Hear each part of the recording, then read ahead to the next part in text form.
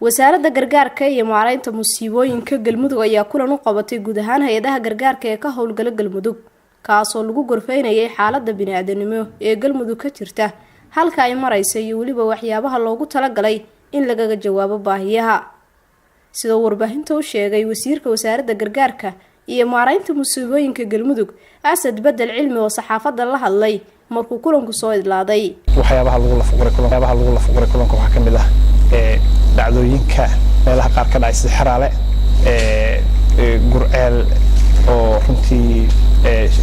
xarunta weyn ee Badar runtii aad garanaysaan oo dab uu qabsaday runtii wasaaradda humanitarianka arrinka waa ay ka soo hadashay waxayna sheegtay horeyna ay ahayd runtii in loo sameeyo waxyaabo ka hortag ah oo dhacdooyinka aynkaas markay dhacaan runtii ay ahayd mar walba in qorshe uu uga yaalo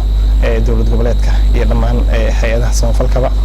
runtii taas hadii la waayay bedelkeeda in la helo gurmad in la sameeyo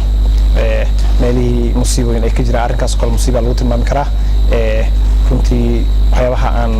kulanka ku soo qaadnay waxa ku jiray in degmooyinka Galmudug guud ahaan aad ogtihiin in aysan ka jirinin marka abaaruhu ay dhacaan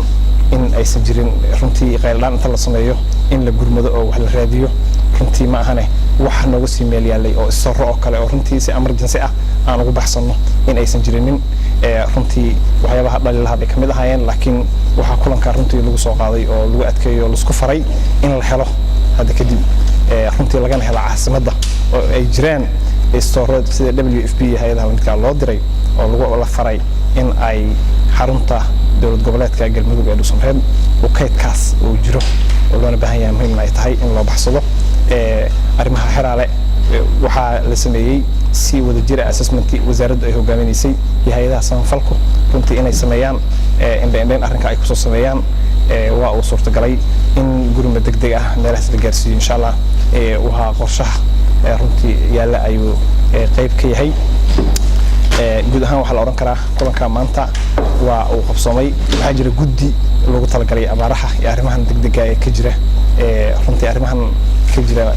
dawlad goboleedka oo abaaraha iyo wixii xiriir jilaalka dheeraaday runtii abaar lama oran karo oo abaar waan aragnay oo anagu dad deegaanka aan nahay runtii laakiin jilaal dheeraaday baa jira runtii dhinac walba hadii biyo la'aan tahay hadii